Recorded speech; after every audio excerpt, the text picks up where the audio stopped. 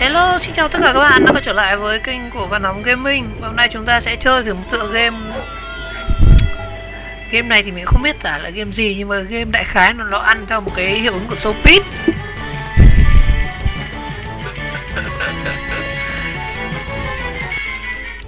Nó liên quan đến một nghệ sĩ tên là nghệ sĩ L đi. Và 14 tỷ. Game này có thể nói là game đá xoáy nghệ sĩ 14 tỷ. Rồi, game này thì chính xác là game đá xoáy Hoài Linh 14 tỷ rồi. Ngoài mình review chơi thử xem như nào nhá. Lộc miền Trung.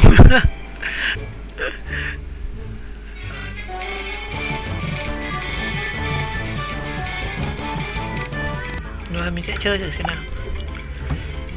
Game này chỉ có đi nhặt tiền thôi. Nó giống kiểu game Mario ấy.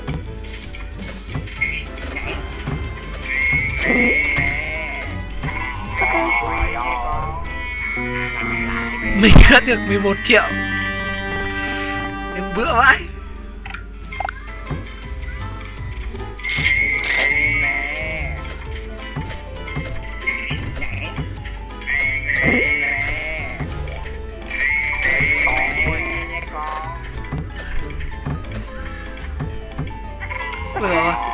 Và đại khái là chúng ta sẽ bị một cái con đen đen nó đuổi theo nhá. Ủa chuối vậy. Khó phết đấy. Game này đã có trên Android nhá, anh em sử dụng Android có thể.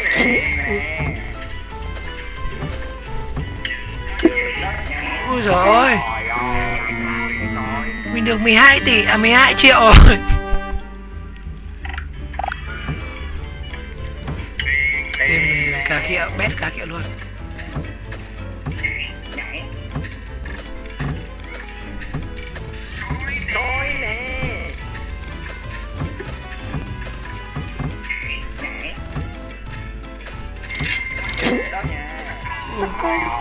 Khó quá. Mình chưa cứu trợ được.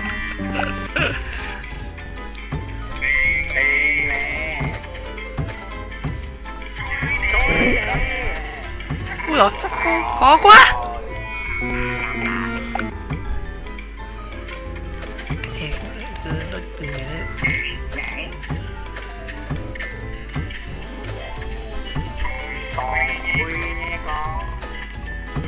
Con nguyên nha con. Tiền này.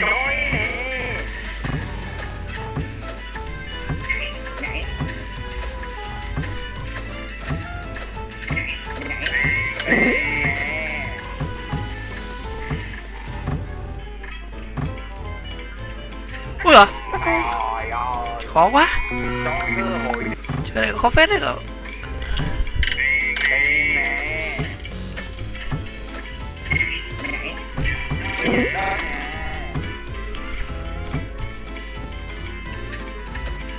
Ui, khó quá, không nhảy được. Nó đuổi theo.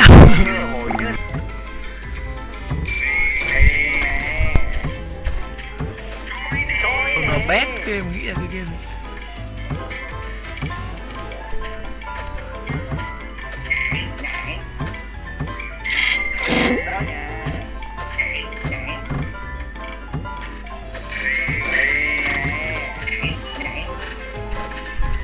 Chung nó không nhảy được.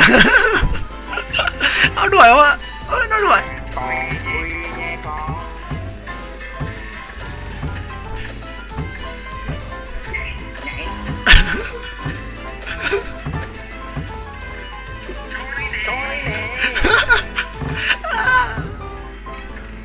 Ôi chết rồi, khó, không thể nào chạy được.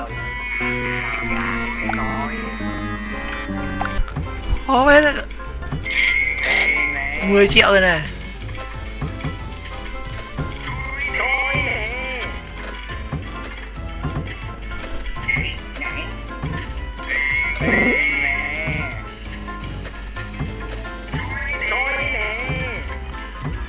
Khó đáy quá.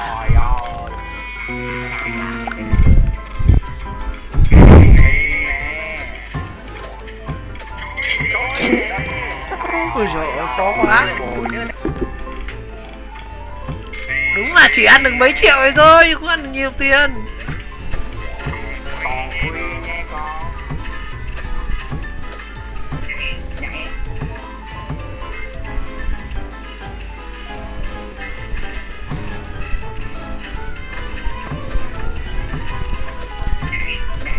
khó thế.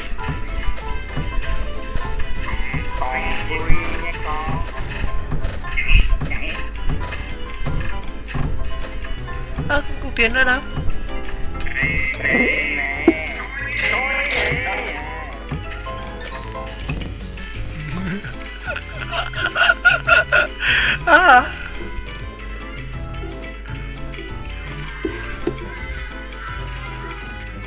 Game củ chuối vãi, sao tôi lấy được đây? Ui rồi ăn được có mười mấy 2 triệu khó quá. Chú không ăn được 12 tỷ đâu.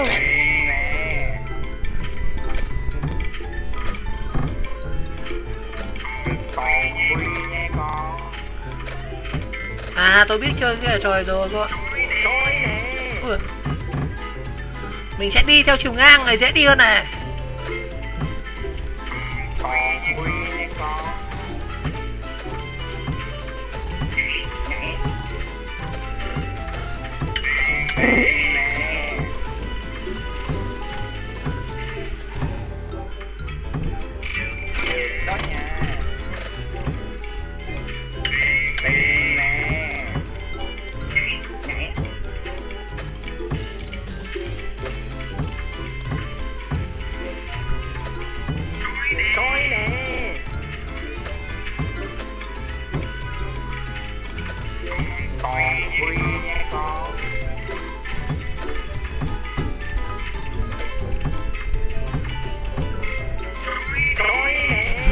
Đuổi ra được tao.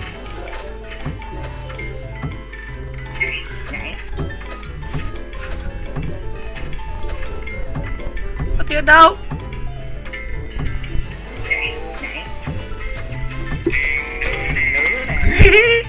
Nói chung chơi khó ý, chơi dễ.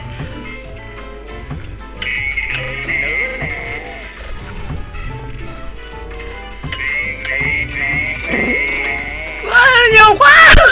Hai thằng có đuổi không ạ?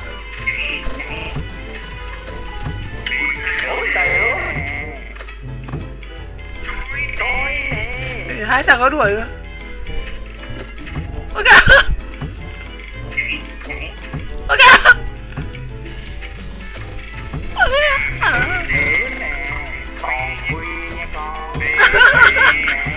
Ôi chứ. Nó đuổi hai thằng.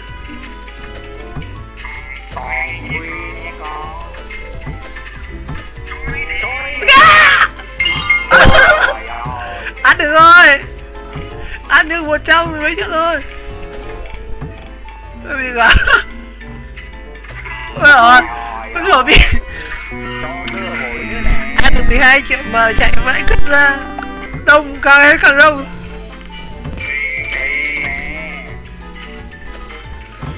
Nói chung là theo mình chơi thì cái này khá là vui. Đá xoáy một nhân vật rất nổi tiếng trong showbiz.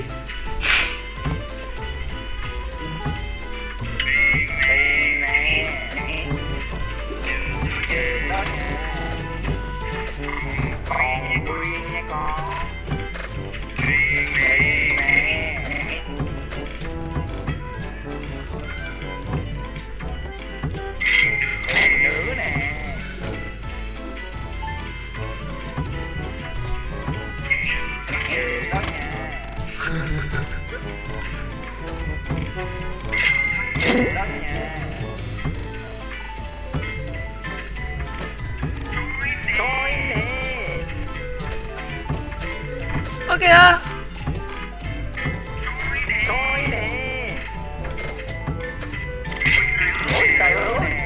Ồ, ăn được hộp của nữa rồi, thằng nó đuổi.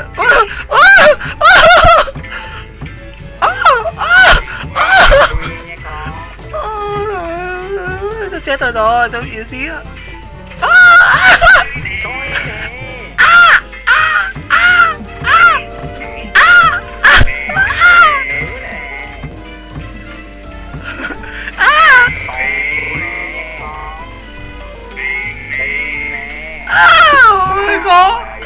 khó quá cô ạ. Nói chung là bài vãi. Thôi, có lẽ là mình sẽ chơi một ván cuối này thôi. Nói chung chơi quấn phết đấy.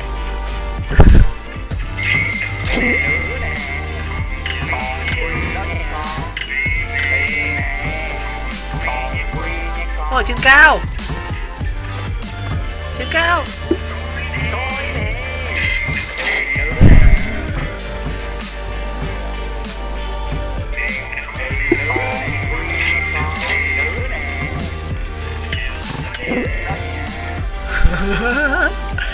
Dạ để cho anh nghe. Ok à. Ok à. Ôi bị con này nó đuổi khó chịu quá. Ok à.